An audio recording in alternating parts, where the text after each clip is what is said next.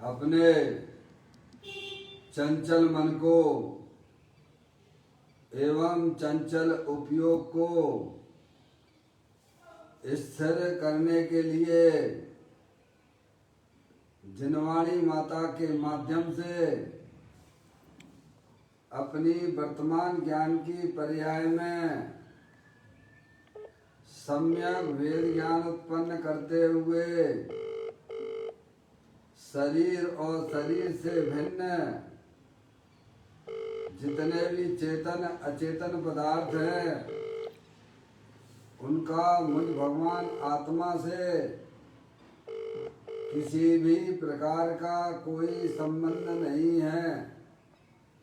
इस प्रकार सम्यक वेद ज्ञान पूर्वक शरीर आदि पर पदार्थों का लक्ष्य छोड़ के अंदर में जो अखंड ज्ञान ज्योति स्वरूप भगवान आत्मा है उसमें ही अपनी वर्तमान पर्याय का संबंध जोड़ते हुए कि मेरा ये भगवान आत्मा सदा काल शरीर आदि पर पदार्थों से भिन्न प्रकट अखंड ज्ञान ज्योति स्वरूप है, ऐसा अपने आप को जानो और ऐसा ही अनुभव करो कि मैं तो तीनों काल शरीर आदि पर पदार्थों से भिन्न प्रकट अखंड ज्ञान ज्योति स्वरूप भगवान आत्मा ही हूँ।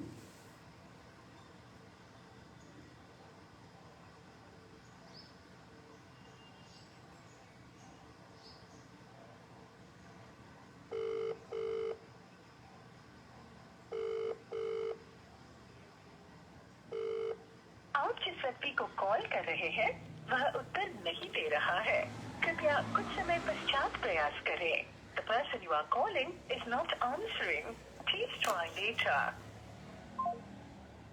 इसी प्रकार से संसार अवस्था में आत्मा की पर्याय में जो विविध प्रकार की पुण्य पाप के परिणाम देखे जाते हैं वे समस्त भाव पर के लक्ष्य से होने वाले भाव हैं, वे हमारे आत्मा का स्वभाव नहीं है। ऐसे समस्त रागादिक परिणामों में एकत्व बुद्धि, ममत्व बुद्धि, कर्तृत्व बुद्धि, भोक्तृत्व बुद्धि तथा उन रागादिक परिणामों की ज्ञाता बुद्धि को भी छोड़ते हुए अंदर में जो अखंड ज्ञान ज्योति स्वरूप भगवान आत्मा है, जो कि पूर्ण निराकुलता स्वरूप वाला है, सुख शांति का भंडार है, ऐसे गायक प्रभु परमात्मा में अपनापन स्थापित करते हुए कि मेरा ये भगवान आत्मा शरीर रागादिक से भिन्न पूर्ण निराकुलता स्वरूप वाला है, ऐसा अपने आप को जानो और ऐसा ही अनुभव करो कि मैं वर्तमान में ही शरीर रागादिक से भिन्न ज्ञानानंद मूर्ति भगवान आत्मा हूँ।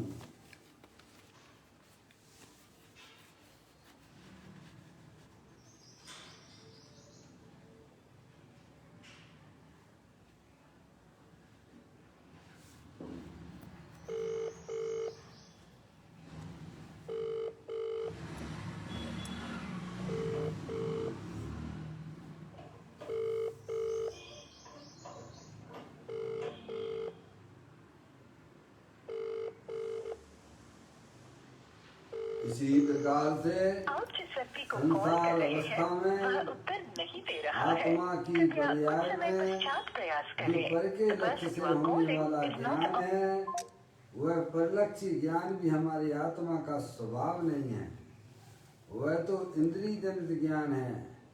ऐसे समस्त इंद्रिय जनित ज्ञान में भी सम्यक भेद ज्ञान उत्पन्न करते हुए मेरा ये भगवान आत्मा शरीर रागादिक और खंड खंड ज्ञान की पर्याय से भी भिन्न एकमात्र अखंड ज्ञान ज्योति स्वरूप है, ऐसा अपने आप को जानो और ऐसा ही अनुभव करो कि मैं वर्तमान में ही शरीर रागादिक और परलक्षी ज्ञान की पर्याय से भी भिन्न एक मात्र अखंड ज्ञान ज्योति स्वरूप भगवान आत्मा हूँ।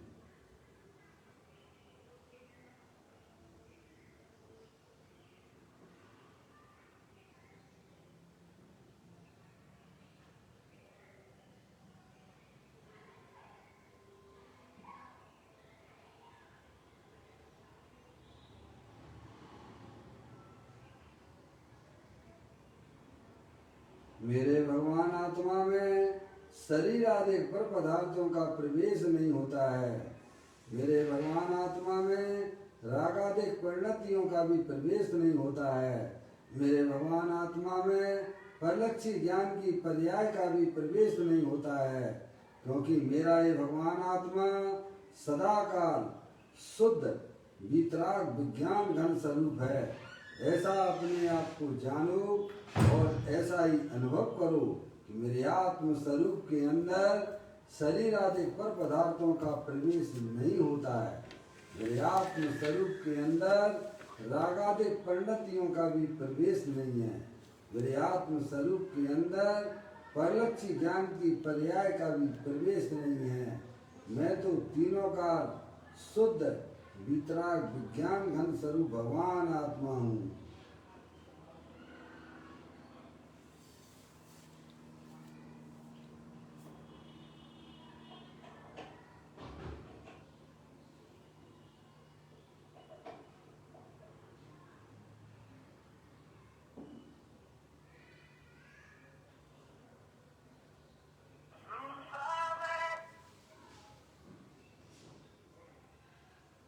द्रव कर्म भाव कर्म नौ कर्म रहित शुद्धात्म स्वरूपो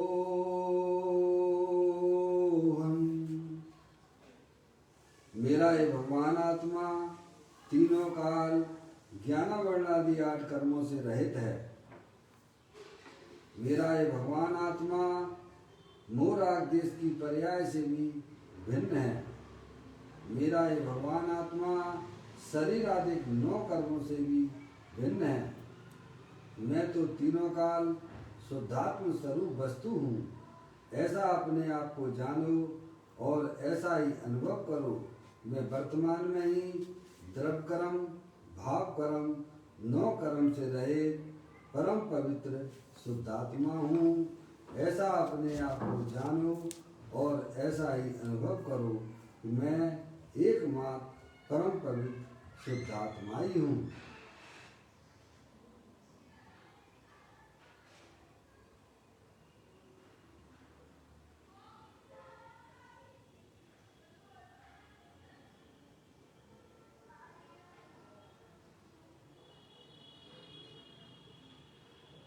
ओम नमः सिद्धेव्याय।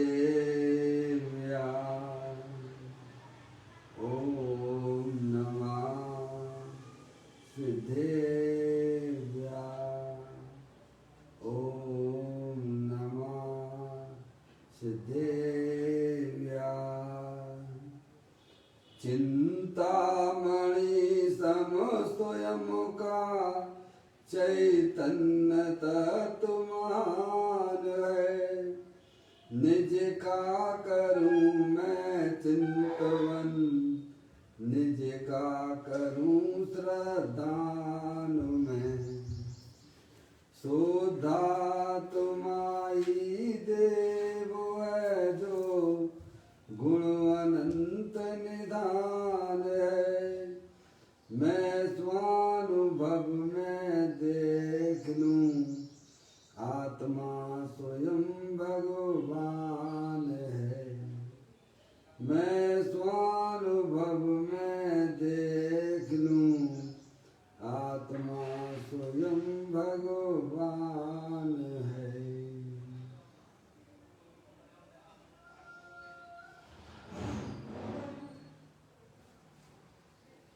द्रव्य दृष्टि जनेश्वर और पर्याय दृष्टि जनेश्वर की चर्चा महान ग्रंथ के माध्यम से हम और आप यहाँ इसका स्वाध्याय कर रहे हैं। पुस्तक को आप लोग निकाल लीजिएगा।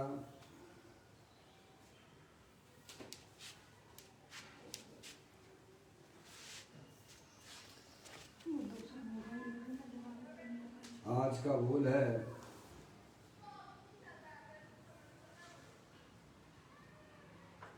869वें नंबर का बोल है।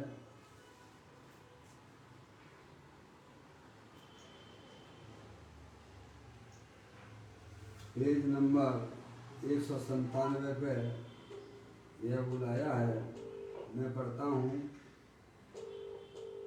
कोई भारी प्रतिकूलता आ पड़े, कोई बड़े कठोर मर्म छेदक वचन कहे, तो शीघ्र ही शरीर में स्थित परमानंद स्वरूप परमात्मा का ध्यान करके शरीर का लक्ष्य छोड़ देना, समता भाव रखना। देखिएगा हमारा जीवन कैसा होना चाहिए। ज्ञानी हमें समझाते हैं, क्योंकि हम सब जो है अखंड ज्ञान ज्योति स्वरूप भगवान आत्मा है। आंटी म्यूट कर लो, आवाज आ रही है। उसकी बात यहाँ की जा रही है। क्या कहते हैं? कोई भारी प्रतिकूलता आ पड़े, कोई बड़े कठोर मर्म छेदक वचन कहे, तो शीघ्र ही शरीर में स्थित परमानंद स्वरूप परमात्मा का ध्यान करके शरीर का लक्ष्य छोड़ देना और समता भाव रखना। क्या भाई साहब क्या बता रहे हैं? शरीर के अंदर शरीर में स्थित परमानंद स्वरूप परमात्मा का ध्यान करके। किसकी बात की जा रही है? अपने आत्मा की बात की जा रही है। समझ में आया भाई साहब? ये शरीर जो है ये जड़ है, अनंत पुद्गल परमाणुओं का पिंड है। समझ में आया? और अंदर जो चैतन्य वस्तु है, आत्म वस्तु है, शुद्धात्म वस्तु है, वो आप और मैं हूँ। समझ में आया? तो ज्ञानी कहते हैं बाहर में कैसी भी प्रतिकूलता आवे अथवा शरीर में कैसा भी रोग होवे, ज्ञानी जीव क्या करते हैं कि उनकी पर्याय में सम्यक भेद ज्ञान की ज्योति जली हुई है। वे जानते हैं कि बाहर में जो भी प्रतिकूलता आती है, शरीर और शरीर से संबंधित जितने भी चेतन अचेतन पदार्थों का संयोग होता है, प्रतिकूल संयोगों का संबंध होता है, वह सब हमारे पाप के उदय में होता है। और जो अनुकूल संयोगों का प्राप्ति होती है वो हमारे ही पुण्य के उदय से होता है। ऐसी ज्ञानी जीवों की पर्याय में वेद ज्ञान की ज्योति जल रही है। समझ में आया? और अंदर जो चैतन्य वस्तु है वह परमात्मा स्वरूप जैसी है। जैसी सिद्ध भगवान के पास में चैतन्य शक्ति है, वैसी की वैसी प्रत्येक आत्मा का स्वरूप है। और रागादिक परिणतियाँ जो हमारी आत्मा में दुख रूप से होती हैं, वो सब हमारी अज्ञानता की निशानी है। ऐसा ज्ञानी जीवों की पर्याय में सम्यक भेद ज्ञान की ज्योति जलती रहती है। इसीलिए बाहर में कैसी भी उनकी प्रतिकूलता आवे, समझेंगे आप, कैसे भी बड़े उपसर्ग हों शरीर के ऊपर, ये जानते हैं इसमें दूसरे व्यक्ति का कुछ भी नहीं है। समझेंगे आप, ये हमारे ही पाप का उदय है। आत्मा के साथ में अनादि काल से 8 कर्मों का संयोग अनादि से है। समझ गए? और उनके उदय कुछ शरीर में आते हैं और कुछ जो है बाहर में प्रतिकूल अनुकूल रूप से आते हैं। मैं तो अखंड ज्ञान ज्योति स्वरूप भगवान आत्मा हूँ, ऐसा उनकी पर्याय में ज्ञान चल रहा है, उसका निर्णय चल रहा है। इसीलिए बार में उनके पास में सबके आते हैं, ज्ञानियों के भी उदय आते हैं, प्रतिकूल संयोग मिलते हैं। हमारे महामुरारियों के पास में देखिएगा कैसे कैसे उपसर्ग होते हैं। सियालनी पैर खाती है, सिर पर सिकड़ी जल रही है, घानी में पेला जाता है। ऐसे ऐसे पाप के उदय ज्ञानियों के जीवन में आते हैं। अरे फोन आ रहा है, जरा देख लेना इसको, सुनेंगे नहीं आप। लेकिन वे समझ जानते हैं कि भाई साहब हैं हमारे उदय, हमने जो पूर्व भाव में जो हमने अज्ञान दशा में भाई साहब पर का लक्ष्य करके जो कर्म बांधे थे वे अब उदय में आ रहे हैं। इसीलिए वे कभी भी प्रतिकूलता से घबराते नहीं हैं। वे तो ऋण मुक्त हो रहे हैं ना, कौन अपने संसार में रहना है, समझ गए नहीं आप। इसीलिए ज्ञानी जीव हैं, कोई भारी प्रतिकूलता आ पड़े, कोई बड़े कठोर मनमक वचन मर्म छेदक वचन कहे तो शीघ्र ही शरीर में स्थित परमानंद स्वरूप परमात्मा का ध्यान करके शरीर का लक्ष्य छोड़ दें। यानी ये कहते हैं अब लक्ष्य तो जब आप छोड़ोगे, जब आपको अपने परमात्मा स्वरूप का ज्ञान होगा, अपने आत्मा का ज्ञान होगा, तभी तो छोड़ पाओगे ना। अगर आपको अपने आत्मा के बारे में ज्ञान नहीं है, उस आत्मा का श्रद्धान नहीं है, तो लक्ष्य कैसे छोड़ दोगे भाई साहब। ज्ञानी लोगों को अपने आत्मा का ज्ञान भी है, श्रद्धान भी है, समझ नहीं आप। इसीलिए बाहरी प्रतिकूलताएं उनके जीवन में आती हैं, लेकिन वे जानते हैं कि ये मेरे ही किए हुए कर्म का उदय आज मेरे सामने आया है। इसीलिए कैसे वे पर का लक्ष्य छोड़ देते हैं और अंदर चेतनी से भगवान आत्मा का ज्ञान और श्रद्धान बरत रहा है, उसके आश्रय से अपनी आत्मा में समता भाव रहता है। तो हमें अपनी पर्याय में भाई साहब समता मोह राग द्वेष रहित परिणाम की प्राप्ति करना है, तो सबसे पहले हमें अपने आत्मा के स्वरूप को पहचानना चाहिए कि जिसके आश्रय से पर्याय में अतीन्द्रिय आनंद की प्राप्ति होती है, समता रूप परिणाम की प्राप्ति होती है। उस वस्तु का ज्ञान होना कि नहीं होना, उसका श्रद्धान भी हमारी पर्याय में होना कि नहीं होना, समझ नहीं आप। अरे विशुद्धि देखो ये फोन आ रहा है, देखें, समझ नहीं आप। तो ज्ञानी जीव की पर्याय में अपने आत्मा का ज्ञान है, उसका श्रद्धान भी है और उनके उदय भी उनके जीवन में आते हैं। देखो पार्श्वनाथ भगवान मुनि अवस्था में थे, 10 भक्त तक उनके जो है वो कमट ने का उपसर्ग किया, समझ नहीं आप, दोनों समझ नहीं आप। लेकिन हर स्थिति परिस्थिति में ऐसा कोई उन्होंने प्रतिकार नहीं किया, समझिए आप, क्योंकि वे भेद ज्ञानी थे, सम्यक दृष्टि जीव थे। वे जानते थे कि भाई साहब मैं चेतनेश्वर भगवान आत्मा हूँ और आज हमारे सामने जो हमारा उदय आया है वो हमारा ही किया हुआ तो है, किसी का दूसरे का इसमें क्या दोष है। कोई मर्म छेदक वचन बोले, गंदे शब्द बोले, तो ज्ञानी जानते हैं कि भाई साहब ये जो है हमने पूर्व में किसी को ऐसे मर्म छेदक वचन बोले होंगे, आज हमारे सामने आए हैं। और मैं तो चेतनेश्वर भगवान आत्मा हूँ, अनादि अनंत रहने वाला हूँ, समझ गया। इस बल पर वे भाई साहब पर्याय में उनकी समता रहती है। अब चूंकि हमें अपनी आत्मा का ज्ञान नहीं, हम शरीर को ही अपना माने बैठे हुए हैं, तो आपको लगता है कि भाई साहब मेरे को गाली दे रहा है, किसको गाली देख रहा है, उस शरीर को लक्ष्य करके गाली दे रहा है, मर्मक वचन बोल रहा है, तो आपको तकलीफ हो जाती है, क्योंकि आप शरीर को मैं पना स्वीकार कर रहे हो। ज्ञानी शरीर को मैं पना देता ही नहीं है, मैं पना तो जानता, मैं तो चेतनेश्वर भगवान आत्मा हूँ, अनादि अनंत रहने वाला हूँ, तो समता रखता है। तो भाई साहब जो कर्म है वे निर्जरित हो जाते हैं, नए कर्मों का बंध होता ही नहीं है, पुराने कर्म वे निर्जरित हो जाते हैं। बताओ ज्ञानी को कौन रोक पाएगा इस संसार में, भाई संसार का कारण तो मोह राग द्वेष है ना। अब ज्ञानी जीव की पर्याय में मोह राग द्वेष जो है, मोह तो तुरंत भाग जाता है, किंचित रागादिक परिणाम रह जाते हैं, वह गुण स्थान प्रमाण धीरे धीरे वे भी समाप्त हो जाते हैं। तो संसार का कारण जो मोह राग द्वेष थे, अज्ञानता थी, वह तो उसने दूर ही कर दी ना।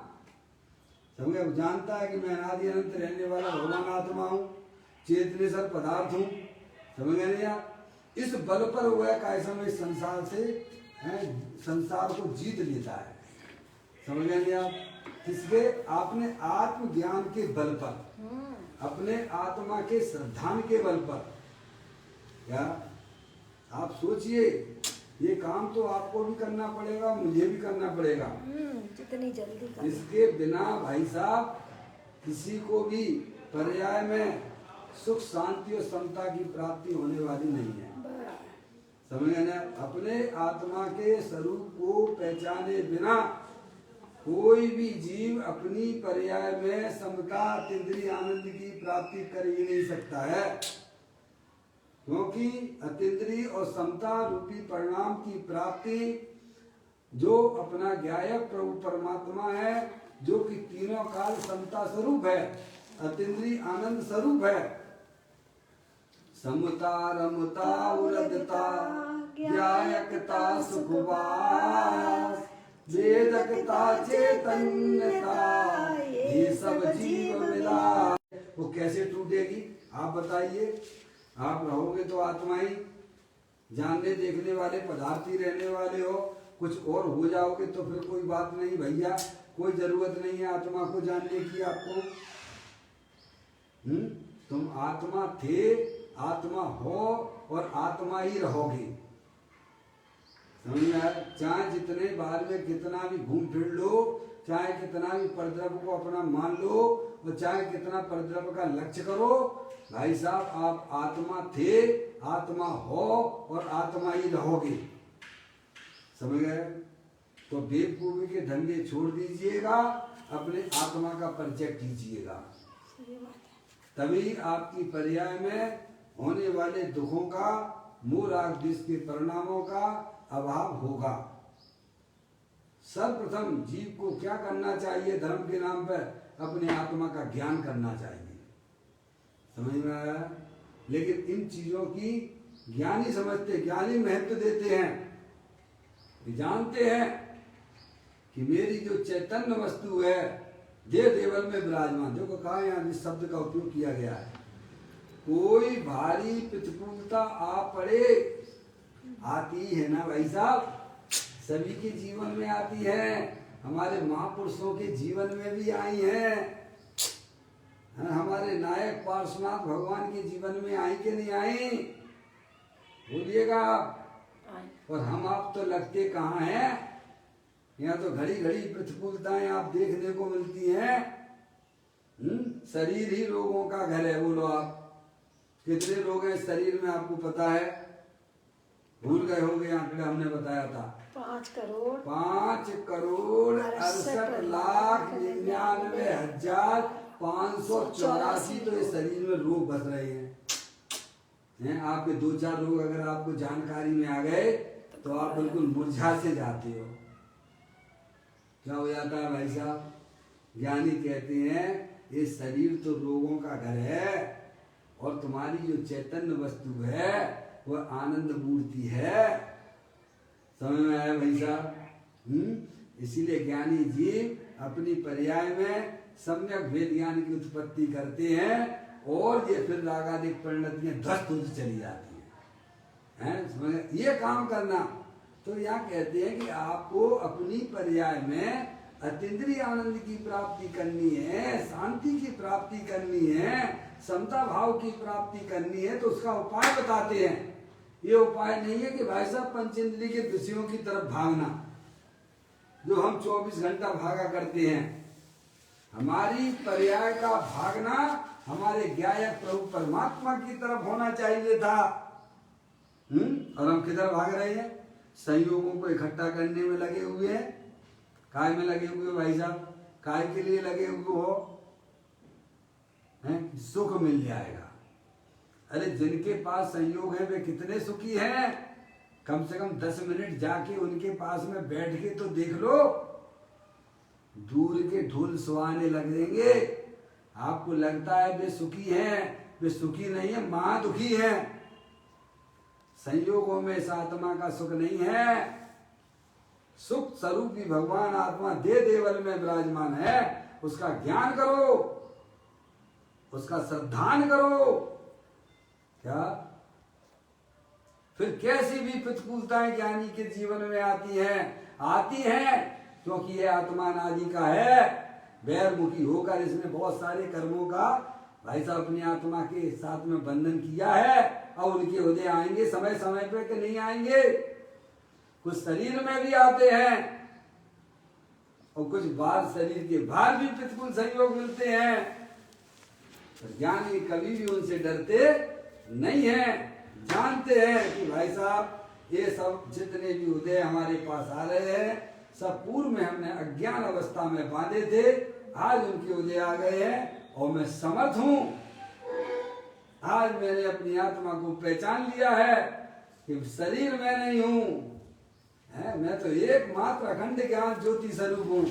अतीन्द्रिय महा आपके घर में आग लग जाएगी तब आप पानी की व्यवस्था करोगे कि पहले से व्यवस्था करके रखते हो। को जागृत कीजिएगा। देखो महाप्रतिकूलताएं आने पर भी नरक में वह ज्ञानी जीव मिथ्या दृष्टि जीव ज्ञानी हो जाता है, सम्य दृष्टि हो जाता है। बोलो आपको कौन सी प्रतिकूलता है? क्या नरक जैसी प्रतिकूलता है आपके संयोग में? क्या वहां भी जीव मिथ्या दृष्टि सम्य दृष्टि हो जाता है? एक बूंद भी 33 सागर तक उसको पीने को नहीं मिलती है तो भी वह मिथ्या दृष्टि जीव सम्य दृष्टि हो जाता है। हमारे पास में तो ऐसी कुछ भी नहीं है ना भाई साहब। अभी आप सब बहुत बढ़िया बढ़िया अवस्थाओं में हो, इसीलिए प्रमाद ना करना। अपनी आत्मा के प्रति जानने के प्रति जागृति रखना। समझ में आया? कितनी कितनी प्रतिकूलताएं आती हैं और आपके जीवन में भी आई हैं। नरक में थे, कहीं तो थे आप, ऐसा तो नहीं है। कब से? अनादि के हो, हैं? कहीं से तो आए हो और फिर जाओगे भी कहीं। कोई ये शरीर कोई स्थायी वस्तु तो अभी भी नहीं है। स्थूल रूप से विचार करो तो भी नहीं है, और सूक्ष्म रूप से अगर विचार करो तो अनंत पुद्गल परमाणु इस शरीर के हर समय आ रहे हैं और जा रहे हैं। समझ में आया? और अंदर जो चेतनेश्वर वस्तु है, जो ज्ञानानंद मूर्ति स्वरूप है, वो स्थायी वस्तु, वो आप हो। समझ गए? ये ज्ञान आपको करना पड़ेगा। इस ज्ञान के बिना आपकी पर्याय में कभी भी निराकुलता अतीन्द्रिय आनंद की प्राप्ति नहीं हो सकती है। समझ गए आप? और जो मोराग के परिणाम हमारी सब अज्ञानता की निशानी है। क्या की है? अज्ञान विधाता है इनका निश्चित चैतन्य विरोधी है। कांटों सी पैदा है, कांटों सी पैदा हो जाती चैतन्य सदन के आंगन। ज्ञानी कहते हैं कोई भारी प्रतिकूलता आ पड़े तुम पहले से अपनी तैयारी करके रखो। ज्ञानी तो जानता है आएंगे, बहुत बहुत प्रतिकूलताएं आने वाली है जीवन में। ज्ञानी को मालूम है अभी हमारे जीवन में बहुत सारी प्रतिकूलताएं आएंगी, आई हैं। जो आई हैं उनको भी मैंने जीता है अपने आत्म बल के ऊपर, सम्यक भेद ज्ञान के बल पर। समझ गए आप? तो कहते हैं कोई भारी प्रतिकूलता आ पड़े, शरीर है, आपको क्या मालूम भाई साहब शरीर में कौन सा रोग फूटने वाला है? आपको पता है? ज्ञानी को पता है। क्या पता है? कि शरीर तो रोगों का घर है? एक्सीडेंट भी होगा, हाथ कटेगा।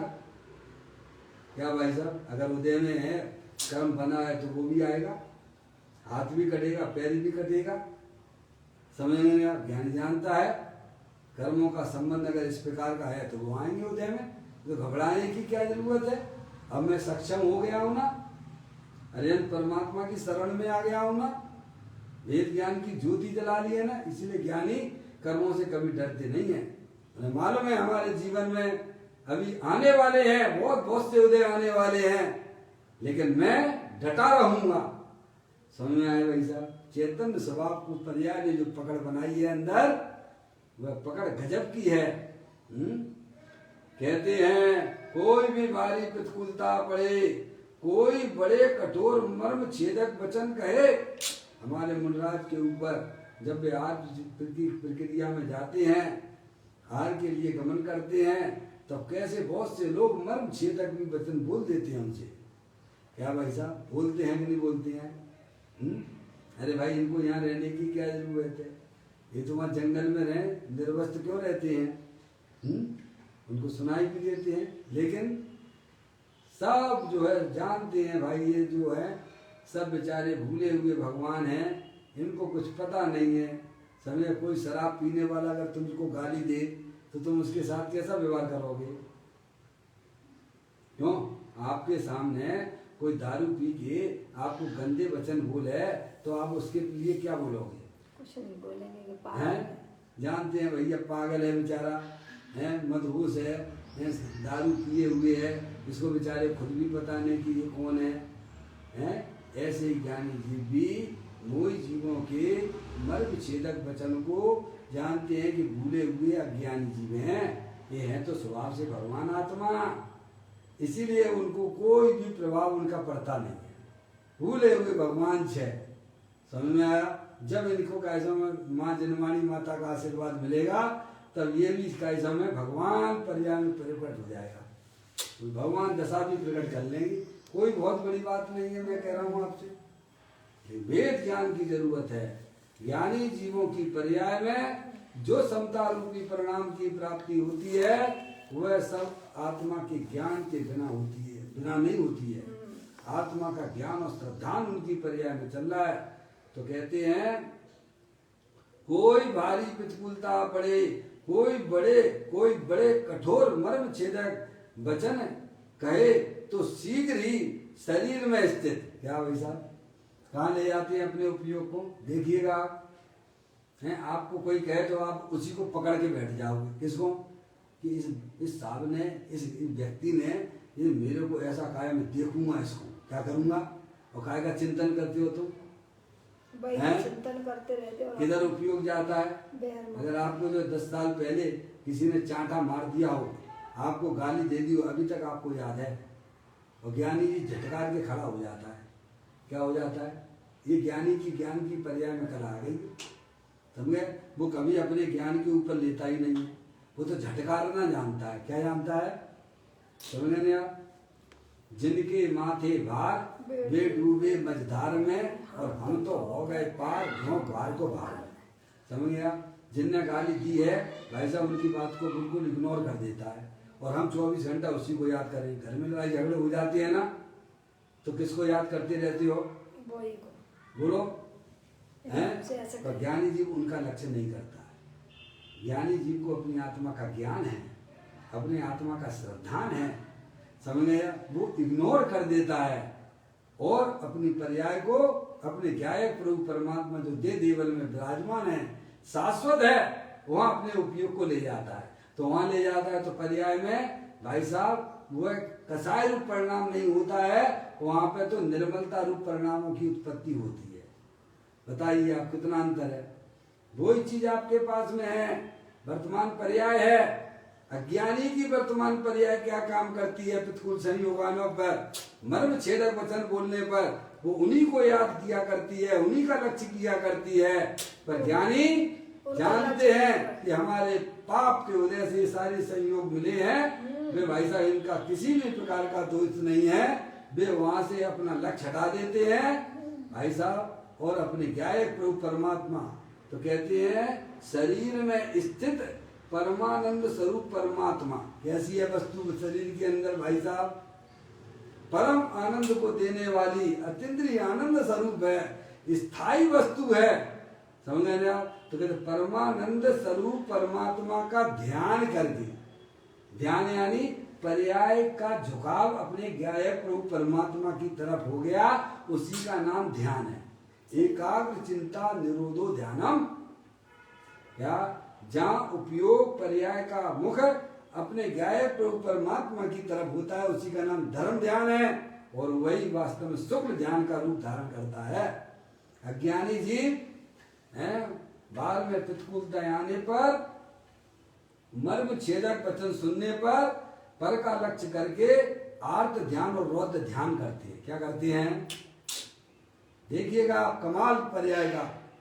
अज्ञानी की पर्याय पर द्रव का लक्ष्य करके अपनी पर्याय में आर्त ध्यान और रौद्र ध्यान करती है, और वही प्रतिकूलता ज्ञानी जीव की पर्याय में आती है तो ज्ञानी जानता है कि भाई साहब ये हमारे ही पूर्व किए गए कर्म का फल है, इसमें दूसरे का कुछ भी नहीं है। वहां से वह अपनी पर्याय को व्यावृत कर लेता है और अंदर अपना त्रिकालिक ध्रुव भगवान आत्मा जो कि परमानंद स्वरूप है उसमें वह प्रवृत्ति करता है, तो उसको बोलते हैं धर्म ध्यान। क्या भाई साहब आगे समझ में? अज्ञानी की पर्याय किनका लक्ष्य करती है? अरे भाई साहब ऐसी प्रतिकूलता आ गई, अरे ऐसा हो गया वैसा हो गया, और 4 लोगों को फोन लगाएगा, बातें करेगा, क्या करे? अरे कुछ नहीं करो, शांति से बैठो भाई साहब, आत्मा का ज्ञान करो।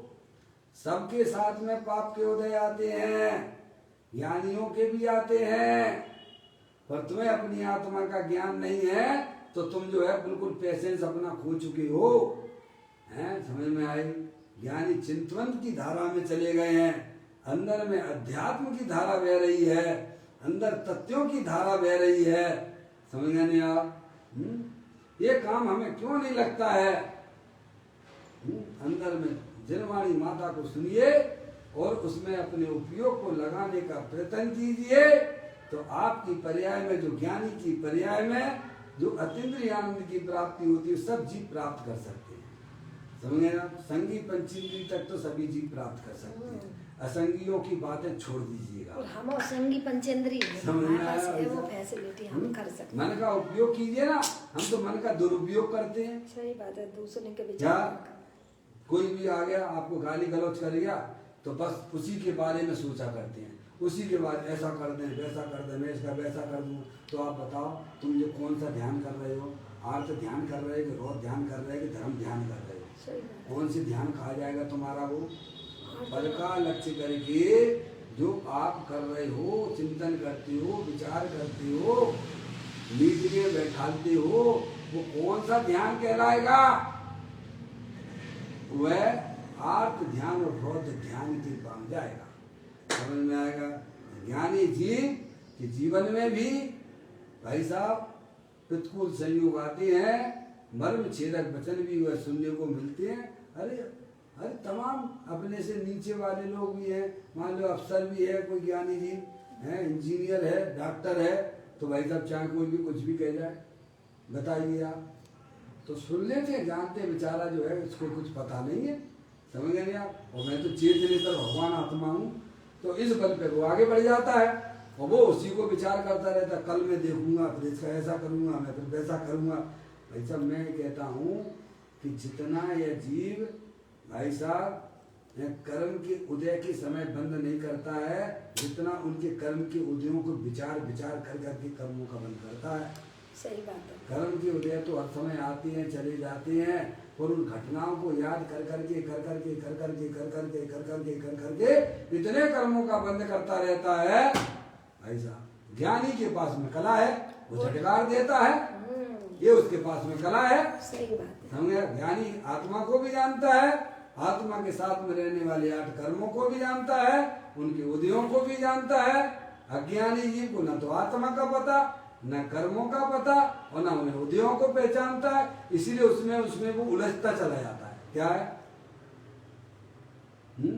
सही बात है। उसमें ही उलझता चला जाता है, वो कुछ भी नहीं जानता है। ज्ञानी के पास में भाई साहब माँ जनवाणी माता के आशीर्वाद से भाई साहब उसे तत्व ज्ञान हुआ है, वो जानता है ये शरीर तो नश्वर है, अनंत पुद्गल परमाणुओं का पिंड है, इस शरीर के अंदर परमानंद स्वरूप वस्तु विद्वान है जो कि मैं हूँ। समझ? इस बल पर हुए वास्तव में सब अंदर में होने वाली कसायों को भी जीतता है, बाहर में होने वाली प्रतिकूलताओं को भी विजय प्राप्त कर देता है। यही उपाय है जीतने का। कहते हैं कोई भारी प्रतिकूलता पड़े, कोई बड़े कठोर मर्म छेदक वचन कहे, तो शीघ्र ही क्या, कितना शीघ्र ही, कितना गजब का काम होता पर्याय।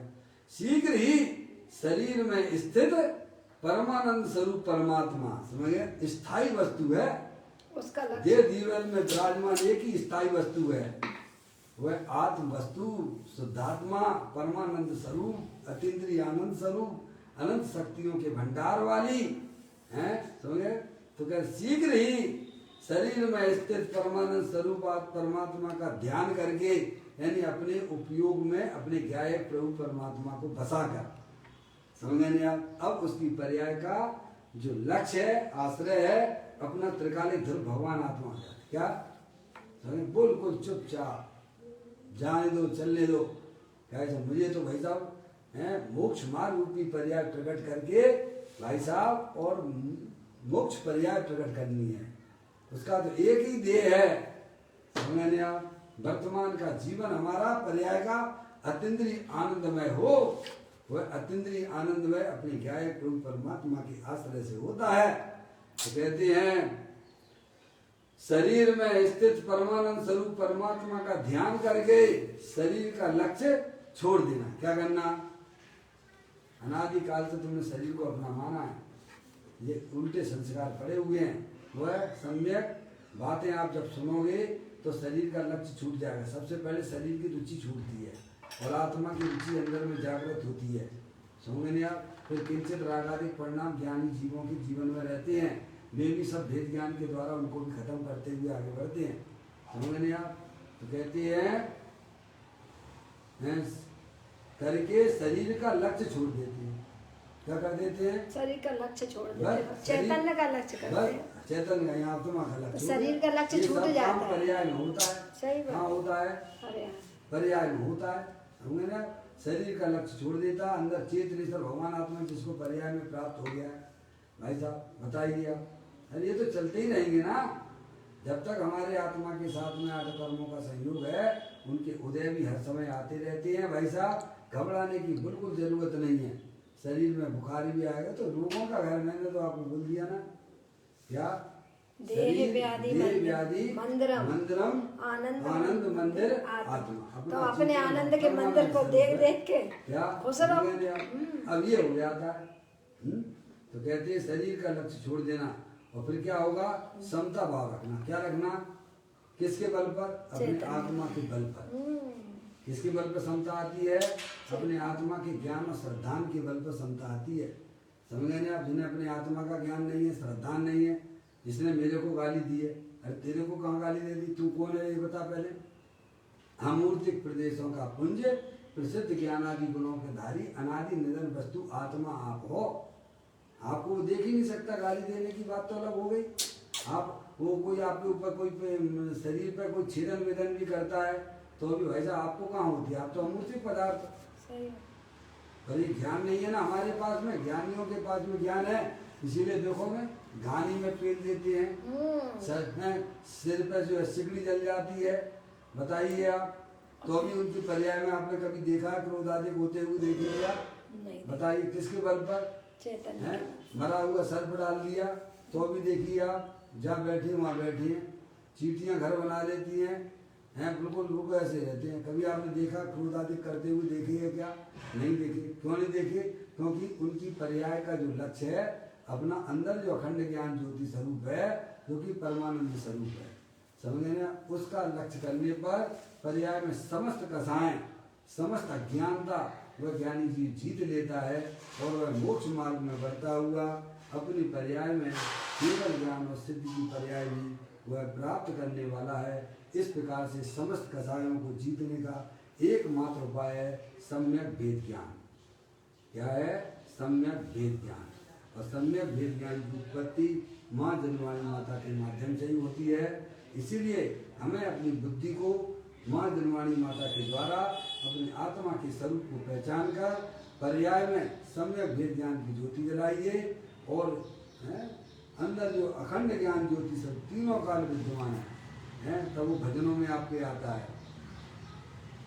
ज्ञान की ज्योति जलाते चलो, समता भाव बढ़ाते चलो।